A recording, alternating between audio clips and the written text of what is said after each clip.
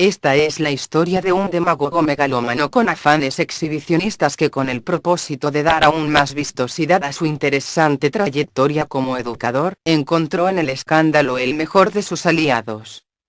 El testimonio vital de un hombre inteligente y, pese a ello, sediento de atención, cuyo afán de ser notado lo condujo a aprovechar su condición de servidor público, y de rector de la más importante universidad pública de Colombia, para hacer payasadas que de inmediato lo convirtieron en figura reconocida.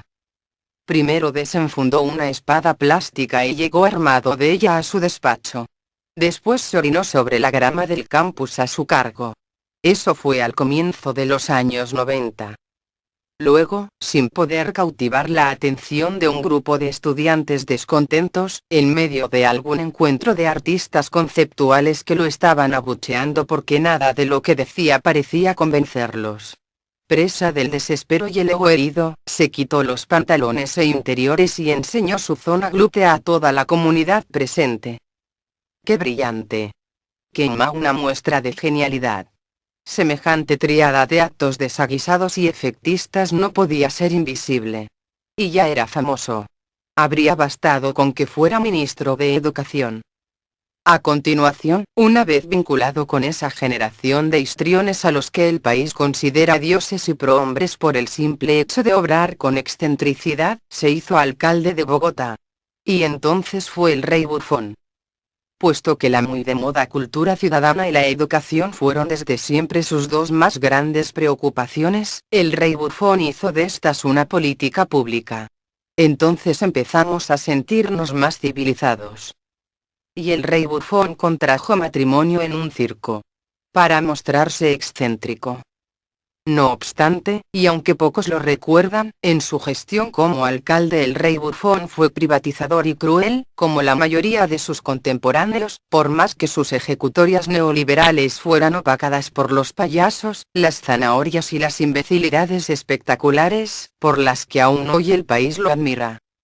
Su prepotencia intelectual llevó al rey bufón, aunque mejor le vendría llamarlo rey bobo, a considerarse más brillante que el resto de los bogotanos. Y a suponer que estos eran sus súbditos. Sus diminutos muñecos articulados con quienes ejercitar sus inquietas manos de geniecillo dictatorial, malcriado y manipulador. No obstante, y pese a la lúdica y a los jugueteos propuestos por quien parecía inofensivo, el rey bufón, moderna y curiosa encarnación híbrida de Calígula mezclado con Nerón, solía reaccionar con brusca y fascistoide violencia de emperadorcillo consentido, ante cualquier brote de desconocimiento a sus proclamas. Cuando se negaron a hacerle caso, decretó toques de queda, días sin mujeres, días sin hombres y otro buen número de ejercicios totalitaristas y anticonstitucionales. Y cada vez que podía concedía declaraciones a la prensa con su boca saturada de betacaroteno ya procesado por sus molares y convertido en bolo alimenticio. Horas zanahorias, manitas ridículas estampadas en tarjetas rojas a las que muchos de sus gobernados acogieron y pagamos de nuestros impuestos, porque ello les hacía parecer civilizados y primermundistas, y excesos odiosos de autoridad, emprendidos en contra de quienes no quisimos continuar con su juego. Porque, contrario a lo que pensamos, no todos somos tan estúpidos como él supone. Puesto que el hurto era poca cosa para un demagogo de tamañas calidades y anhelos, las buenas reservas que permanecieron almacenadas en las arcas de Bogotá durante su primera administración, dejaron un buen sabor en sus gentes y le garantizaron una envidiable reputación de honesto, cosa que, sin duda, es más que excepcional.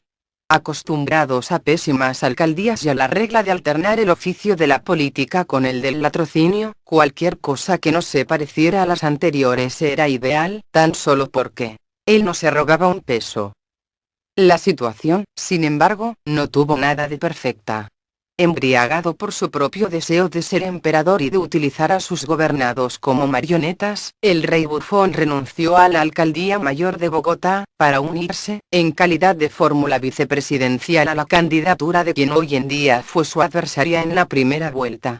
La mujer de la falsa sonrisa de profesora de kindergarten, y perdieron las elecciones.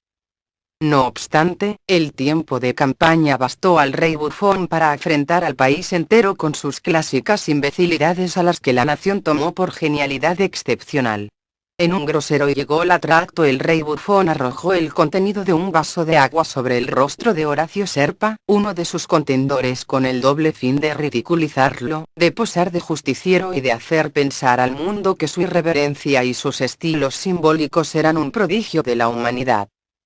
Empero ya curtido en las lides electorales, el rey bufón regresó al solio del burgomaestre, aprovechando la pésima memoria de los bogotanos y su afinidad por la ridiculez, recibiendo latigazos de un chamán en las fuentes pandas del Parque Nacional.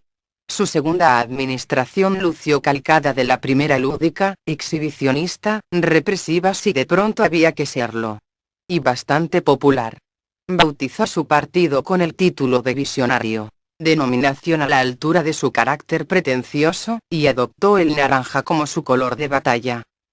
Brillante como es, ahora el rey bufón intenta convertirse en primer mandatario de la República, en el que se presume podría ser uno de los más inoperantes, mesiánicos, autócratas y dictatoriales gobiernos de la historia. Curtido en aquello de generar emociones en sus semejantes, ahora el rey bufón está apelando a una propia dolencia motora y neurológica mejor conocida como mal de Parkinson, para granjearse las simpatías de los más escépticos. No me extrañaría que aquello de utilizar su padecimiento como estrategia electoral hubiera sido calculado por su mente matemática y ambiciosa. Y me temo que gracias a ello, y a los girasoles expandidos viralmente por la red, el rey bufón pueda cristalizar su sueño de convertirse en emperador avalado por el voto popular. A un sector importante de intelectuales, bohemios, artistas y chocolocos, que como él están convencidos de ser más civilizados que el resto de la humanidad, y quienes gustan de tratar a sus semejantes o de ser tratados ellos mismos como idiotas, la idea parece entusiasmarles. Sobre todo a quienes son demasiado jóvenes como para recordar sus fallas antañonas.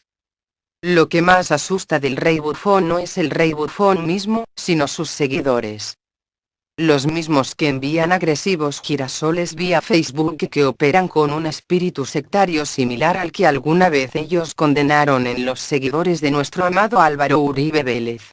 Quien no lo crea puede comprobarlo al ingresar a Twitter, para intentar contradecir alguno de los postulados del rey bufón, y para ganarse insultos antes solo dignos de mis colegas.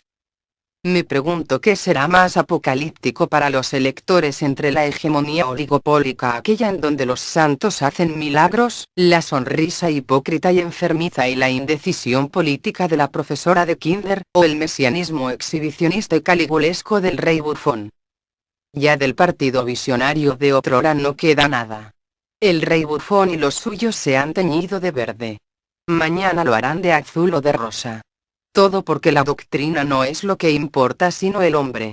Eso se llama caudillismo y consiste en que los individuos y la iconografía circundante son más importante que las ideas. La actual imagen de marca del rey bufón se asemeja demasiado a la de Aceite Premier. Lo triste de todo es que, entre todas las malas opciones presidenciales, el rey bufón es según el consenso de los sensatos la opción menos peor de todas, y que hoy, tal como en los esplendorosos tiempos en que Uribe parecía indestronable, seguimos divididos en dos polos, tan radicales como irracionales. Tan convencidos de que esa única solución con la que deliran tiene nombre propio. Ahora estoy aún más preocupada que hace 2 meses. Porque vivo en un país despojado de criterios. Porque igual admiramos a un capataz feudal y reaccionario con una visión premoderna y latifundista del país, que a un filósofo matemático ilustrado, académico y arrogante al que nadie le entiende nada. Y porque los áulicos de uno y otro son militantes de la irracionalidad agresiva. El punto, en el fondo, es obedecer a un líder de manera ciega e irracional, y seguir creyendo en la existencia de un solo ser sobre la tierra llamado a salvar a nuestro país de lo inevitable. En el fondo el rey bufón es potencialmente más peligroso que Hugo Chávez, con sus afanes dictatoriales, su mesianismo ciego y sus ínfulas de Salvador. ¿Cómo lo siento por nosotros? Porque si Chávez gobierna Venezuela como si fuera su finca, el rey bufón habrá de hacerlo como si fuera su circo. Saca tus propias conclusiones antes de depositar tu voto, y qué puedes esperar de un sujeto como este, y ojalá no tengas que arrepentirte de tus decisiones algún día.